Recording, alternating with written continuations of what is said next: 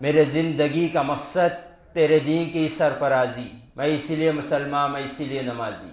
محترم و مکرم معزز سامعین کرام، السلام علیکم ورحمۃ اللہ وبرکاتہ۔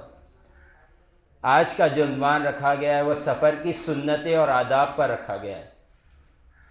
آج ہماری ضروریات میں سے ایک ضروری یہ بھی ہو گیا ہے کہ ہم سفر کریں۔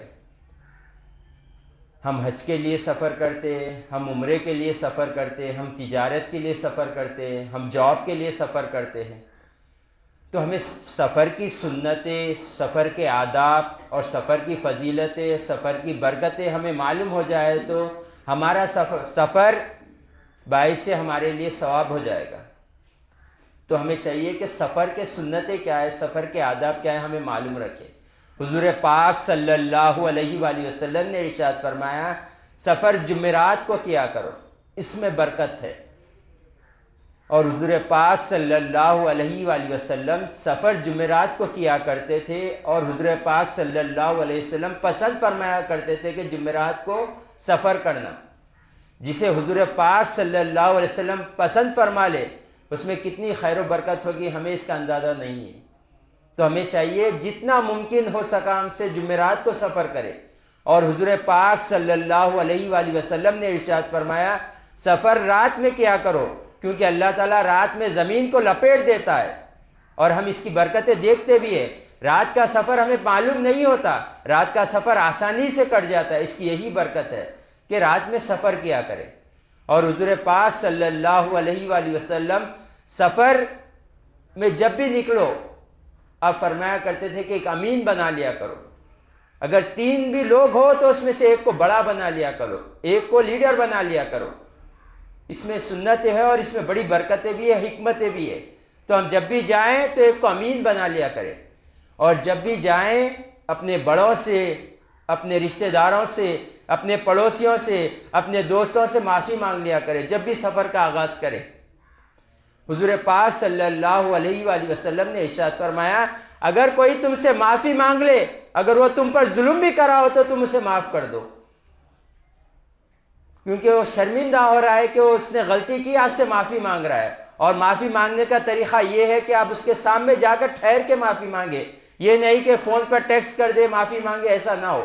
آپ جائیں سامنے ٹھہرے معافی مانگے، اور معافی مانگنے سے عزت کم نہیں ہوتی۔ حضور پاک صلی اللہ علیہ وسلم نے فرمایا، معافی مانگنے سے عزت کم نہیں ہوتی۔ اور ہم دیکھتے بھی ہیں اگر کسی سے معافی مانگ لیتے ہیں تو اس کے دل میں اللہ تعالیٰ اس کی محبت پیدا فرما دیتا ہے کہ اس نے مجھ سے معافی مانگ لی غلطی ہونے کے باوجود۔ اور حضور پاک صلی اللہ علیہ وآلہ وسلم نے ارشاد فرمایا، اگر کوئی تم سے آ کر معافی مانگے اور اگر تم اسے معاف نہ کرو تو کل قیامت کے دن میرے حوض کوثر پر نہیں آنا ہو۔ اتنا سر پاس ناراض تھے اس شخص سے جو معاف نہیں کرتا۔ حضور پاک صلی اللہ علیہ وسلم اپنا اختیار بھی بتا رہے ہیں کہ جو معاف نہ کرے میرے حوض کوثر پر نہ آئے۔ تو اللہ تعالیٰ نے جو خالق کائنات نے حضور پاک صلی اللہ علیہ وسلم کو مالک کائنات بنا دیا۔ اے محبوب، آپ جسے چاہے عطا کرے، جسے چاہے محروم کرے۔ حضور پاک صلی اللہ علیہ وسلم نے واضح ارشاد فرما دیا، جو کسی کو معاف نہیں کرے گا کل قیامت کے دن حوض کوثر پر اسے جام نہیں دیا جائے گا، اسے حوض کوثر سے سیراب نہیں کیا جائے گا۔ اور قیامت کے منظر کے بارے میں آئے گا کہ زمین تانبے کی ہو جائے گی اور سورج سوا نیزے پر آ جائے گا، لوگوں کی پیاس کے مارے زبان منہ سے باہر آ جائے گی۔ جب وہ حوض کوثر سے سیراب ہوگا، جام پیے گا، تو جنت میں داخل ہونے تک اسے پیاس نہیں لگے گی، اور جو شخص معاف نہیں کرے گا اسے جنت حوض کوثر سے جام نہیں ملے گا۔ تو ہمیں چاہیے کہ حضور پاک صلی اللہ علیہ وسلم کے حوض کوثر سے اگر پانی سے سیراب ہونا ہے تو لوگوں کو معاف کر دیا کرے۔ کل قیامت کا دن ہر کسی کو معلوم کتنا ہولناک دن ہوگا، 50,000 سال کا ایک دن قیامت کا، نفسا نفسی کا عالم، نہ باپ بیٹے کو پہچانے گا، نہ بیٹا باپ کو پہچانے گا، نہ بیٹی ماں کو پہچانے گی، نہ ماں بیٹی کو پہچانے گی۔ یہ عالم ہو جائے گا، انبیاؤں کا بھی عالم نفسا نفسی کا ہو جائے گا۔ یہ عالم ہے قیامت کے دن کا۔ اس دن ایک فرشتہ ندا دیتے ہوئے پھرے گا، اگر کسی کا ذمہ اللہ کی طرف ہوتا ہو وہ جنت میں داخل ہو جائے۔ سارے اہل محشر توجہ فرمائیں گے کہ کہہ کیا رہا ہے، پھر وہ ندا لگائے گا دوسری مرتبہ، اگر کسی کا ذمہ اللہ کی طرف نکلتا ہو وہ جنت میں داخل ہو جائیں. تو تمام اہل محشر پوچھیں گے کیسے اللہ کی طرف کسی کا ذمہ نکلے گا؟ تو فرشتہ کہے گا اگر کسی نے کسی کو دنیا میں معاف کر دیا تو آج اللہ کا حق بنتا ہے کہ اسے معاف کر دے. تیسری بار جب وہ ندا لگائے گا کہ کسی کا حق اللہ کی طرف نکلتا ہے وہ جنت میں داخل ہو جائے. حضور پاک صلی اللہ علیہ وسلم نے ارشاد فرمایا کئی ہزار بغیر حساب کتاب کے جنت میں داخل ہو جائیں. تو ہم برکت دیکھیں, کسی کو معاف کر دینا, صرف اللہ کی رضا کے لیے معاف کر دینا کل قیامت کے دن ہمارے لیے نجات کا ذریعہ.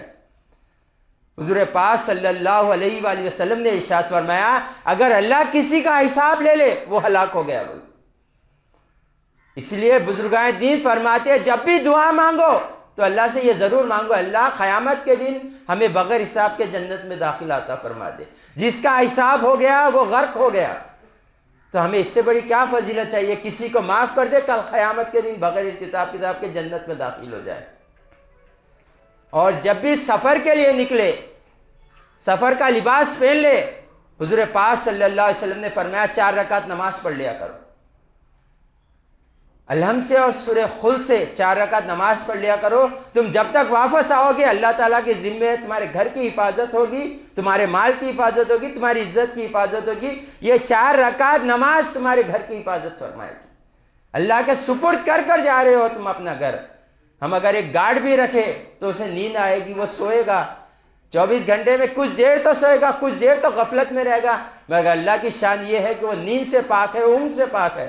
تو اس کی حفاظت ذمے کر کے جائیں انشاءاللہ حفاظت رہے گی. اور حضور پاک صلی اللہ علیہ وسلم نے ارشاد فرمایا اگر کوئی تجارت کے لیے جا رہا ہے, کوئی جاب کے لیے جا رہا ہے تو اسے چاہیے کہ یہ 5 سورتیں پڑھ کر جائیں, اللہ اس میں برکت عطا فرمائے گا. چاروں خل اور اذا جاء جو پڑھ کر گھر سے نکلتا ہے اللہ تعالیٰ اس کے رزق میں بھی برکت عطا فرماتا ہے, اس کے مال میں بھی برکت عطا فرماتا ہے. صحابہ اکرام فرماتے ہیں حضور پاک صلی اللہ علیہ وسلم جو فرماتے حق فرمایا کرتے تھے, آپ کی زبان سے جو نکل جاتا وہی حق ہوا کرتا تھا. ہم لوگوں نے اس پر عمل کیا تو دیکھا کہ اللہ تعالیٰ نے ہمیں بڑی برکتوں سے سرفراز فرمایا ہے. آج ہم جاب کے لیے جا رہے ہیں, بچے لاکھوں لگا کر جا رہے ہیں, 8-8 لاکھ 10-10 لاکھ, مگر کوئی مہینے کو پلٹ کر آ جا رہے, کوئی 15 دن کو پلٹ کر آ جا رہے. کیوں؟ کیونکہ جاب صحیح نہیں مل رہی. تو انہیں چاہیے کہ یہ چاروں خل اور اذا جاء پڑھ کر نکلے. انشاءاللہ دیکھیں بڑی پوسٹ بھی حاصل ہوگی اور اللہ رزق میں بھی برکت دے گا, مال میں بھی برکت دے گا.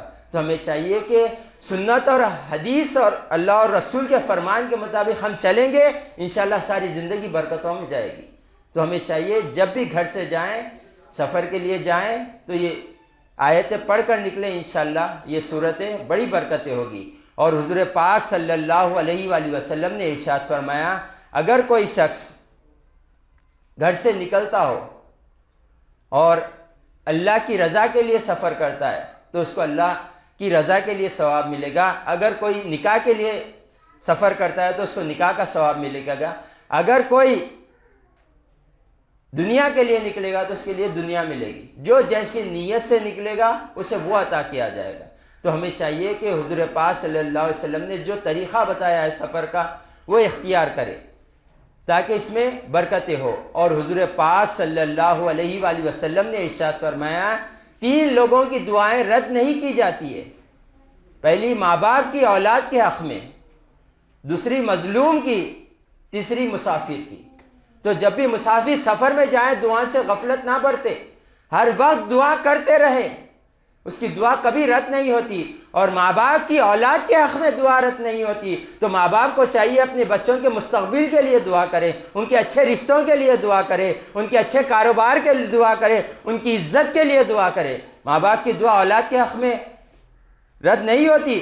ماں باپ کو چاہیے اچھی نکاح کے لیے دعا کرے. آج ماں باپ کا رونا یہی ہے کہ اچھے رشتہ دار نہیں ملے, بچی کو اچھے سسرال والے نہیں ملے, بچے کو اچھی بہو نہیں ملی, بچے کو اچھی بیوی نہیں ملی, یہ سب کا رونا ہے. تو آپ لوگ ماں باپ اولاد کے لیے دعا کرے, تہجد میں اٹھ کر رو رو کر دعا کرے. اللہ تعالیٰ آپ لوگوں کی دعا اولاد کے حق میں فوراً قبول فرماتا ہے. تو ہمیں چاہیے کہ اولاد کے حق میں دعا کرے, اس میں ایک دعا یہ بھی شامل کرے کہ میری اولاد کا رزق میرے ساتھ لکھ دے بول کے. آج اولاد ماں باپ کو چھوڑ کر جا رہے ہیں فارن کنٹری, چلیے پیسہ تو کما رہے مگر کوئی پرسان حال نہیں ہوتا ان کا. وہ بیمار ہوتے ہیں تو بھی جانا پڑتا ہے.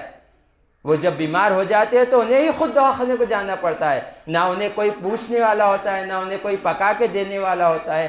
یہ زندگی بہت بری زندگی ہوتی ہے جو فارن جاتے ہیں. پیسہ تو کما لیتے مگر سکون کبھی زندگی میں نہیں کما سکتے. وہ ماں باپ سے دور ہو جاتے ہیں، بیوی بچوں سے دور ہو جاتے ہیں، اپنے دوستوں سے دور ہو جاتے ہیں صرف دنیا بنانے کے لیے.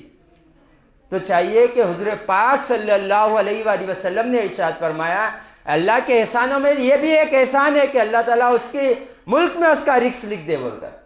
تو اپنی اولاد کے لیے دعا کرے اللہ میری اولاد کا رزق میرے ساتھ ہی لکھ دے بول کر. یہ اس کے لیے بہت بڑی برکتیں ہوگی. وآخر دعوانا ان الحمد للہ رب العالمین.